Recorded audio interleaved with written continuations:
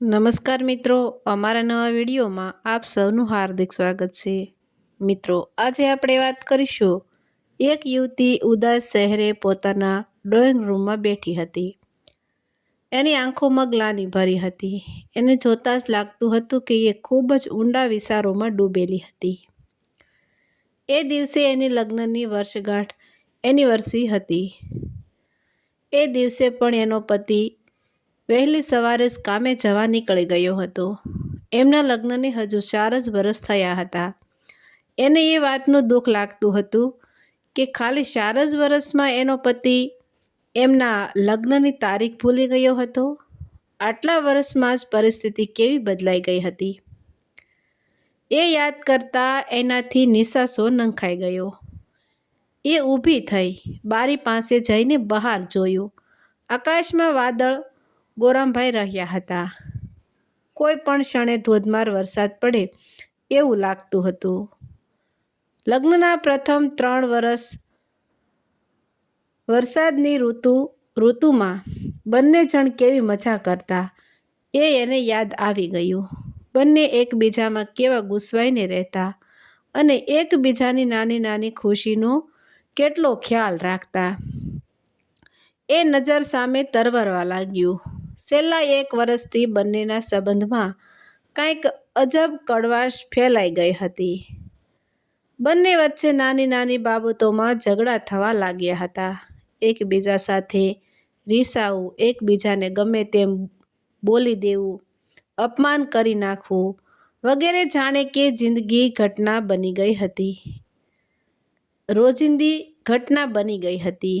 એનિવર્સરીનો દિવસ હતો પણ એ અત્યંત ઉદાસ હતી. 4 જ વર્ષમાં એમની જિંદગીને લીધેલા વળાંકના વિચારોએ એને હસમસાવી મૂકી હતી. એની આંખોમાંથી આંસુની ધારા વહી નીકળી. જૂના દિવસોને યાદ કરતાં એને થયું હતું કે કાશ એના પતિને એમની આજે એનિવર્સરી છે એ યાદ આવી જાય અને એ અત્યારે આ ક્ષણે પાછા આવી જાય તો કેવું સારું. બરાબર એ જ ક્ષણે એના ઘરની ડોરબેલ વાગી. એને આ ચમત્કાર જેવું લાગ્યું. એણે બારણું ખોલ્યું. એના આશ્ચર્યનો પાર ન રહ્યો. ત્યાં એનો પતિ જ ઊભો હતો. 2 ઘડી તો એ માની જ નહોતી શકતી કે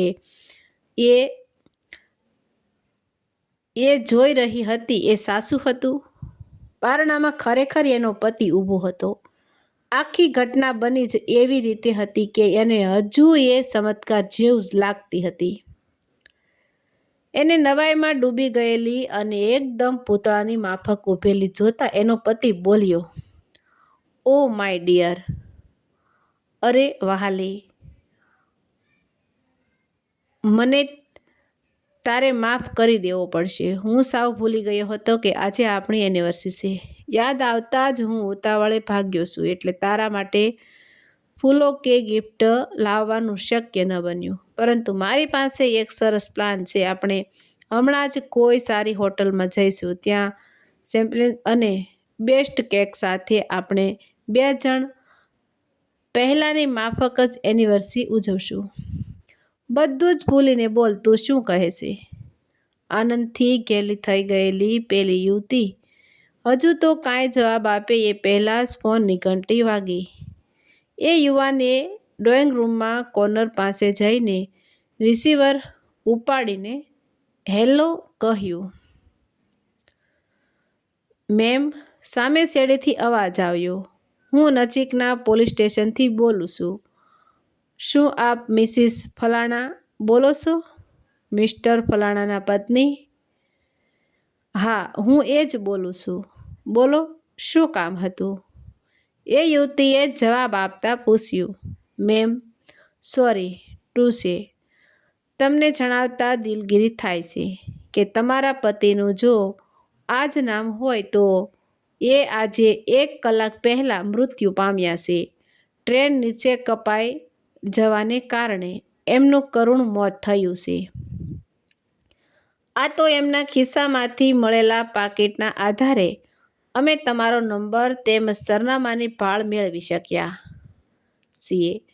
મારે તમને અહીં આવવા વિનંતી કરવાની છે, કારણ કે તમે મૃતદેહની ઓળખવિધિ કરશો એ પછી જ અમે પંચનામાની કાર્યવાહી પૂરી કરી શકીશું અને લાશને પોસ્ટમોર્ટમ માટે મોકલી શકીશું. હું જાણું છું કે આ સમાચારથી તમારી દશા શું થઈ જશે, એટલે તમે અહીં આવી શકો તેમ છો કે હું જીપ મોકલું, પરંતુ તમે જેમ બને તેમ જલ્દી આવી જશો તો સારું રહેશે, પોલીસ અધિકારીએ કહ્યું. પરંતુ મારા પતિ તો અહીંયા છે, મારી સાથે, મારા ઘરમાં જ છે, તો એમનું મૃત્યુ કઈ રીતે શક્ય બને? થોડુંક થોથવાતા અને થડકારો અનુભવતા એ યુવતી બોલી. સોરી મેમ, હું તમારા મનની પરિસ્થિતિ સમજી શકું છું, પોલીસ અધિકારી બોલ્યા. તમે જે કહો તે, પરંતુ તમારે પોલીસ સ્ટેશન તો આવવું જ પડશે, કારણ કે એમની લાશ અત્યારે મારી સામે પડી છે. એટલે તમે કહો છો એ કઈ રીતે શક્ય બન્યું એ હું તમને સમજાવી શકું તેમ નથી, પરંતુ જેમ બને તેમ જલ્દી તમે અહીં આવી જાઓ તો સારું, નહીતર કોઈને ત્યાં મોકલવાની મને ફરજ પડશે. એટલું કહી પોતે કયા પોલીસ સ્ટેશનથી બોલે છે એ જણાવીને એ અધિકારીએ ફોન મૂકી દીધો. યુવતીનું મન સૂન થઈ ગયું. એણે પાછા ફરીને દરવાજા તરફ નજર કરી. એનો પતિ ત્યાં નહોતો, તો પછી શું એનો આત્મા મને મળવા આવ્યો હશે? એના મનમાં ધ્રાસકો પડ્યો. પોતે એક ધારા એના વિચારો કરતી હતી, એટલે કદાચ એનો આત્મા ખેંચાઈને આવી પહોંચ્યો હોય એવું બની શકે. એ આગળ કાંઈ પણ વિચારી ન શકી. એને ડૂમો ભરાઈ આવ્યો. એ ત્યાં જ ઢગલો થઈ ગઈ. મૃત વ્યક્તિના આત્માઓ પોતાના પ્રિયજનને મળવા આવ્યા હોય એવા ઘણા કિસ્સાઓ એણે છાપામાં તેમજ મેગેઝિનમાં વાંચ્યા હતા. પરંતુ ખરેખર એવું બન્યું હશે? વાસ્તવિક દુનિયામાં એવું બનતું હશે? એવું વિચારતા એનાથી જોરથી રડી પડાયું. રડતા રડતા એને થયું કે શું પોતાના પતિને જીવતો જોવાનો કે મળવાનો એને એક પણ તક નહીં મળે? એને રાડો પાડીને ઈશ્વરને કહેવાનું મન થઈ આવ્યું કે જો હવે માત્ર એક જ તક એ આપે તો પોતે શુલ્ક અને નાની નાની વાતોમાં તેની સાથે ક્યારેય ઝઘડો નહીં કરે. અરે, એની બધી ભૂલોને એ માફ કરી દેશે. જો ભગવાન એને એક મોકો આપે તો એ પોતાના પતિને માત્ર ને માત્ર પ્રેમ જ કરશે. એ કેટલો પ્રેમાળ હતો એનો એને અત્યારે ખ્યાલ આવતો હતો, પરંતુ પોતે મૂર્ખીએ એની આવી ખૂબીઓ જોવાને બદલે ખામીઓ જોવાનું કામ જ કર્યું હતું. એટલે જ નાના નાના ઝઘડાઓએ એમની જિંદગી કડવી બનાવી દીધી હતી. એણે મનોમન કહ્યું કે જો ઈશ્વર એને હવે જિંદગી નવેસરથી જીવવાનો એક જ સાંચ આપે તો પોતાના પતિની સાથે અદ્ભુત જિંદગી જીવવાનો પ્રયાસ કરશે અને જૂની એક પણ ભૂલનું પુનરાવર્તન નહીં થવા દે. આંસુભરી આંખે એણે આકાશ સામે જોયું. ભગવાનને આજીજી કરતા કહ્યું, હે ભગવાન, મને એક સાંચ, એક તક આપ. હું હવે ખૂબ જ પ્રેમથી જિંદગી જીવવાની કોશિશ કરીશ. ફક્ત એક જ સાંચ. પ્રભુ, હવે હું નવેસરથી શરૂઆત કરવા માંગુ છું. તને વચન આપું છું કે હું હવે કોઈ પણ વાંધા વચકા કે ઝઘડા વગરની જિંદગી જીવીશ. પરંતુ એનું મન કહેતું હતું કે હવે બધું સમાપ્ત થઈ ગયું હતું. એને ખાતરી થઈ ગઈ હતી કે એવો કોઈ સાંચ, કોઈ તક હવે ક્યારેય નહીં મળે. એણે એ તક હંમેશા માટે ગુમાવી દીધી હતી. એને હવે કાંઈ કરતાં કાંઈ સૂઝતું નહોતું. રડતા રડતા જ એ ફર્શ પર લાંબી થઈ ગઈ.